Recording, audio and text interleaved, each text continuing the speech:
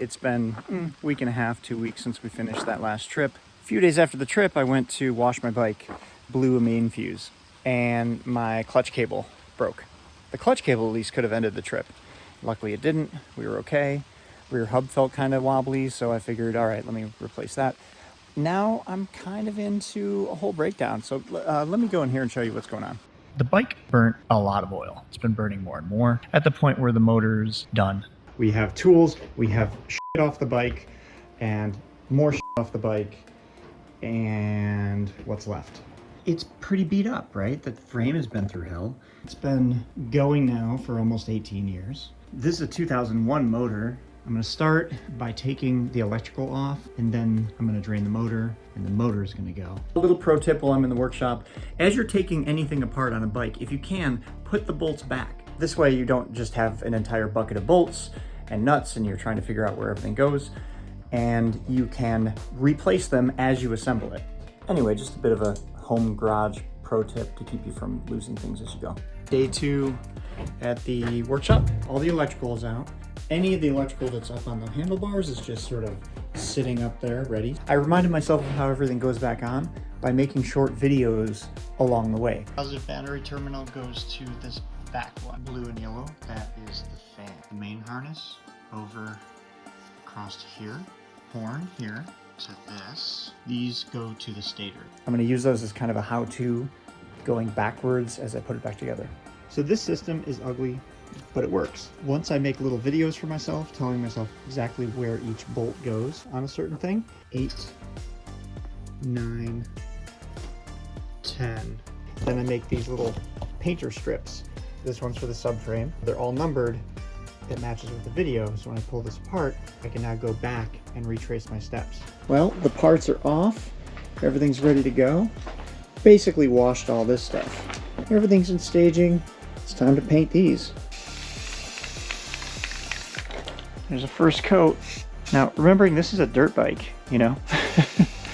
No, I don't want streaks, but some texture, some of this stuff over here, that's fine. Body panels are getting their last coat of paint here. The exhaust just got first coat of high temp paint. And the engine, it's got a pretty good cleanup. And you notice I've done a lot of masking.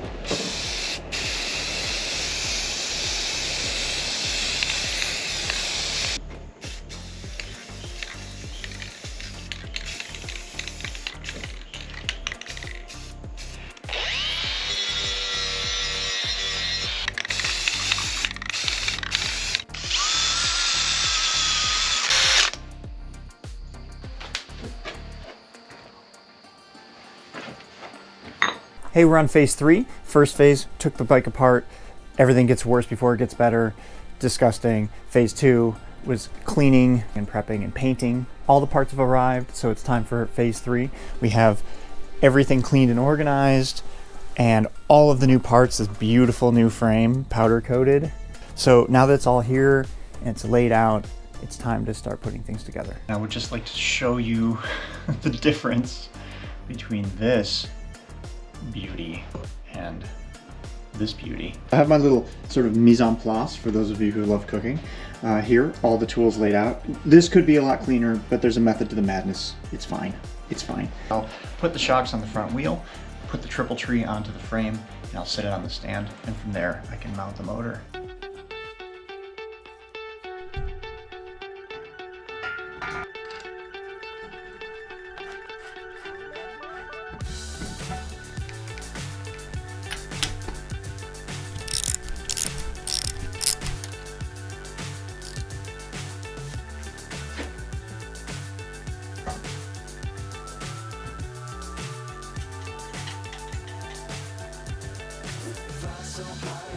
One are all the foot pegs.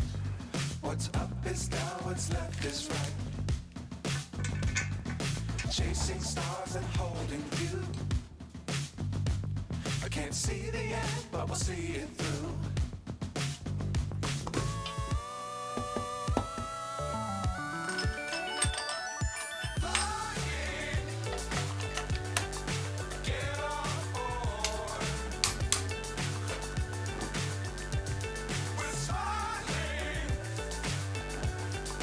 Top